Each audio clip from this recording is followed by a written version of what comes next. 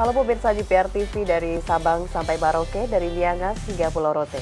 Bertemu lagi bersama saya Mona Azari Desak dalam program Kominfo District.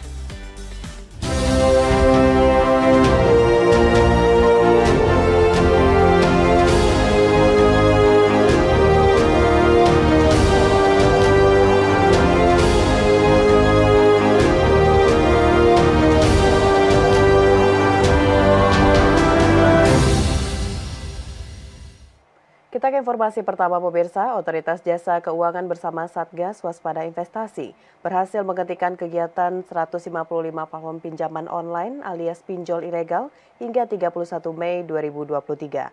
Hal itu disampaikan oleh Kepala Eksekutif Pengawasan Perlindungan Pelaku Usaha, Jasa Keuangan, Edukasi dan Perlindungan Konsumen OJK, Friederika Dewi dalam konferensi pers hasil rapat Dewan Komisioner OJK pada Mei 2023.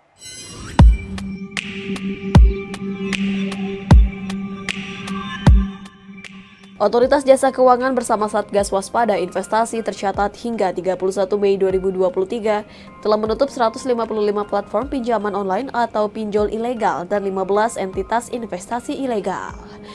Penutupan disebut Kepala Eksekutif Pengawas Perilaku Pelaku Usaha Jasa Keuangan, Edukasi dan Perlindungan Konsumen OJK, Friederika Widiasari Dewi pada konferensi pers RDK OJK bulan Mei 2023 dilakukan sejak Januari hingga 31 Mei 2023. Friederika mengatakan, dalam rentang waktu tersebut OJK telah menerima 121.415 permintaan layanan.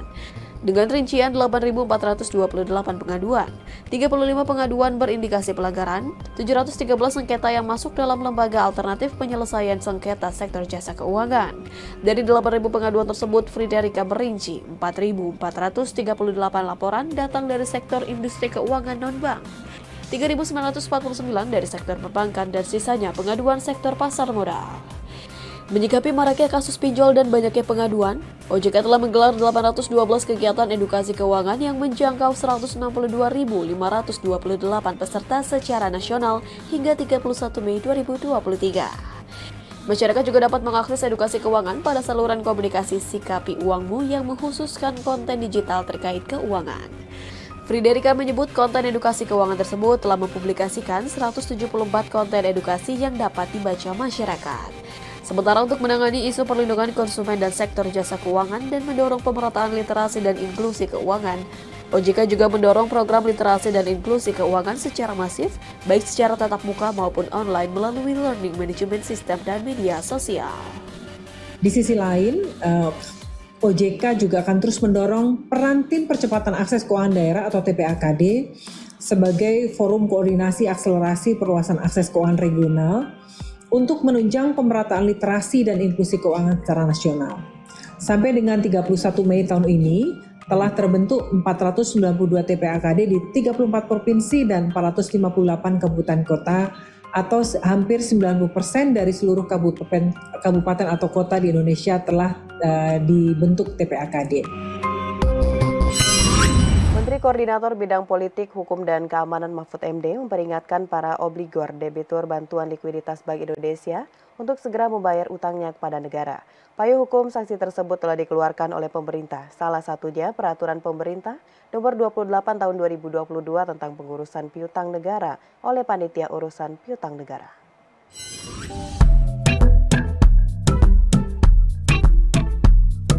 Menteri Koordinator Bidang Politik, Hukum, dan Keamanan Mahfud MD mengingatkan para obligor atau debitur bantuan likuiditas Bank Indonesia dapat dikenai sanksi, yakni berupa pembatasan layanan perbankan sampai pencekalan jika tidak segera membayar hutangnya kepada negara. Mahfud menjelaskan payung hukum yang mengatur sanksi tersebut telah dikeluarkan oleh pemerintah. Salah satunya yakni Peraturan Pemerintah Nomor 28 Tahun 2022 tentang pengurusan piutang negara oleh Panitia Urusan Piutang Negara. Sanksi yang membatasi layanan keperdataan dan layanan publik bagi para obligor atau debitur BLBI merupakan upaya pemerintah agar para obligor atau debitur tersebut segera mengembalikan uang negara yang diperuntukkan sebagai kepentingan masyarakat dan menunjang kerja setiap kementerian lembaga serta pemerintah daerah setempat. Adapun Satgas BLBI tersebut terdiri dari beberapa kementerian lembaga yang mulai bekerja sejak Presiden Joko Widodo menandatangani Keputusan Presiden Nomor 6 Tahun 2021. tentang Satuan Tugas Penanganan Hak Tagih Negara Dana Bantuan Likuiditas Bank Indonesia dengan masa tugasnya akan berakhir pada 31 Desember 2023. Berdasarkan hal tersebut, pengembalian hak tagih negara oleh Satgas BLBI yang operasionalnya diperkuat dengan PP nomor 28 tahun 2022 tentang pengurusan piutang negara oleh panitia urusan piutang negara yang ditetapkan pada tanggal 31 Agustus tahun 2022 perlu dikaji efektivitasnya oleh jajaran Kementerian Keuangan agar mekanisme pengembalian hak tagih negara oleh panitia urusan piutang negara di masa yang akan datang menjadi lebih baik, yang salah satunya menerapkan kewenangan pembatasan keperdataan yang saya sebut tadi. Pembatasan kewenangan hak keperdataan. Kita ke informasi lainnya pemirsa, PT Pertamina berhasil membukukan kinerja positif untuk periode 2022 dengan mencatatkan laba bersih 3,273 juta dolar Amerika Serikat. Direktur Utama PT Pertamina mengatakan digitalisasi mengubah optimalisasi biaya dalam 3 hal. Yang pertama efisiensi biaya, penghindaran biaya, serta peningkatan pendapatan. Direktur Utama PT Pertamina Nike Widiawati mengatakan, digitalisasi turut berperan mendorong optimalisasi biaya atau cost optimization perseroan. Dengan adanya digitalisasi, Pertamina telah berhasil mencatatkan pendapatan tertinggi dalam sejarah perseroan, yakni sebesar 84,89 miliar dolar Amerika Serikat atau setara dengan 1.262,3,4 triliun rupiah. Pada periode 2021 sampai 2022, Pertamina mencatat berhasil mengoptimalisasi biaya sebesar 3.273 juta dolar Amerika Serikat. Menurut Dirut Pertamina, digitalisasi mengubah optimalisasi biaya dalam 3 hal. Yang pertama, efisiensi biaya, penghindaran biaya, serta peningkatan pendapatan. Selain optimalisasi biaya, digitalisasi juga dimanfaatkan Pertamina dalam pengelolaan operasional lainnya. Digitalisasi berhasil mengoptimalisasi 27.000 pengeboran sumur Pertamina. Lebih lanjut, peran kemajuan digital juga ikut memberikan sumbangsih untuk menyediakan alat pendeteksi maintenance, sehingga mencegah kilang-kilang milik Pertamina berhenti secara total. Tak hanya sampai di situ, kehadiran artificial intelligence yang diimplementasikan ke banyak SPBU juga mampu untuk mencegah penyalahgunaan BBM subsidi yang berujung pada kerugian perseroan. Digitalisasi ini bukan hanya sekedar proses yang kemudian kita jadikan, tapi sebetulnya merubah operating model, merubah cara kita bekerja, yang akhirnya meng-create value dalam bentuk cost optimization. Cost optimization itu ada 3. Satu adalah cost efisiensi, kedua adalah cost avoidance, yang kalau kita tidak lakukan secara sistemik, maka ini bisa berdampak terhadap penambahan biaya. Yang ketiga adalah revenue enhancement.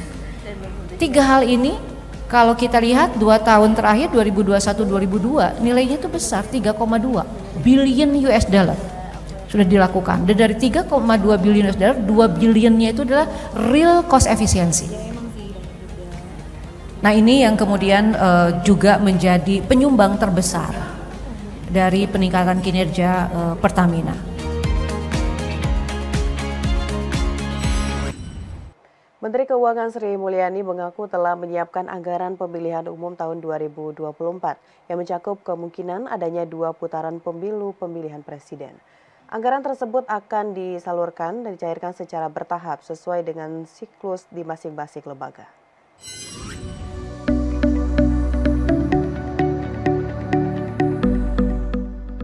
Jelang pemilihan umum serentak tahun 2024, pemerintah telah menyiapkan anggaran yang mencakup kemungkinan adanya 2 putaran pemilu presiden. Hal tersebut disampaikan langsung oleh Menteri Keuangan Sri Mulyani dalam konferensi pers serah terima aset eks bantuan likuiditas Bank Indonesia di Jakarta. Menko menjelaskan dana pemilu disiapkan pada tahun anggaran 2023 dan 2024. Untuk penyelenggaraannya dilakukan oleh Komisi Pemilihan Umum dan Bawaslu. Dengan begitu, Kementerian Keuangan mengikuti siklus dan jadwal kedua lembaga tersebut untuk pencairan anggaran tahun 2023 dalam masa persiapan serta pencairan anggaran tahun 2024 untuk pelaksanaan pemilu. Jadi kapan pencairannya untuk 2023 yang merupakan masa-masa persiapan, dan kapan dan berapa yang akan dicairkan di 2024 yang dalam hal ini kita memiliki mungkin dalam hal ini pertama adalah pemilu yang Februari itu serentak dan oleh karena itu keseluruhan kebutuhan anggarannya dari mulai logistik, distribusi, orang, saksi dan yang lain-lain yang memang merupakan tanggung jawab dari APBN kita sediakan. Kalau kemudian ada 2 round seperti juga waktu itu saya sampaikan, kita juga sudah membuat dana kontingensi kalau sampai terjadi 2 round karena itu anggarannya cukup signifikan untuk yang kedua. Menko menambahkan, untuk kebutuhan dana terkait aparat hukum dan kepolisian hingga pemilihan kepala daerah telah dipersiapkan anggarannya pada tahun 2024. Meskipun untuk pilkada kebutuhan dari anggaran pendapatan dan belanja daerah akan lebih banyak daripada APBN. Jadi kita memperhitungkan secara cukup detail tapi tetap hati-hati dan efisien ya dalam hal ini. Karena di dalam pembahasan waktu itu dengan kabinet, Pak Menko Polhukam hadir, bagaimana kita membandingkan belanja pemilu dari setiap 5 tahunan. Kenaikannya di mana, untuk apa saja, dan apa-apa yang memang harus diselenggarakan dan dianggarkan. Pemirsa, setelah jeda kami akan kembali dengan informasi lainnya. Tetaplah bersama Kominfo Newsroom.